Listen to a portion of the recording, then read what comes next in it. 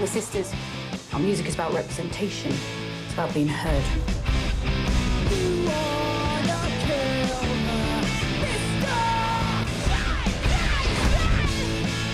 Nida Manzoor, welcome to Star Talk. We're so excited to have you. Could you please tell our viewers a little bit about We Are Lady Parts? And as I understand, it's a bit autobiographical. Yes, thank you so much for having me. It's such a pleasure.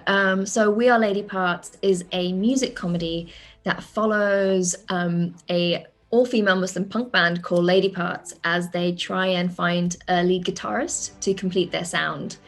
And they find Amina Hussain, who is a PhD student looking for love and trying to find a husband. And she's about the furthest thing from punk, but they decide that they want to recruit her into their band. I was curious to know, when you were creating this series, were there any nerve-wracking moments for you? Because I can imagine when you're creating a series like this, you're thinking about the Muslim community and what their reaction will be, but yet you're trying to bring out something new and different for the members who are not a part of the Muslim community, this diverse audience. So what was that process like for you?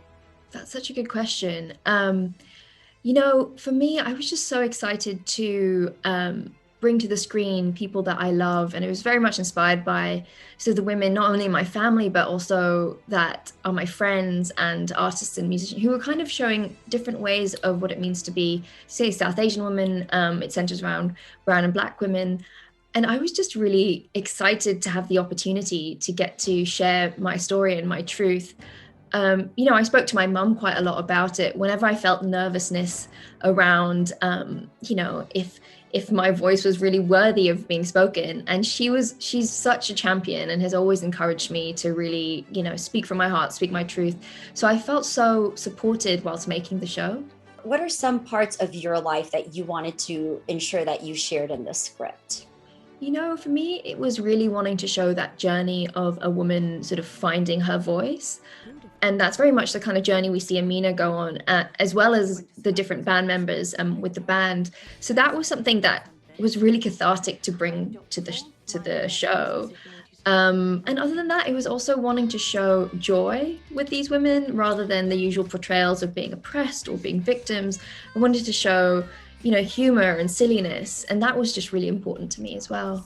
For me, it's wanting to almost sometimes unburden these women or like us when it comes to writing, because you, as you alluded to earlier, sometimes feel this pressure to have to represent everyone. And the truth is that you can't, because it's such a diverse group. So what you can do is really speak your own personal truth. And even if that connects with a few people, that's enough. And it's really wanting to encourage women to speak their voices and be and sort of believe in their stories.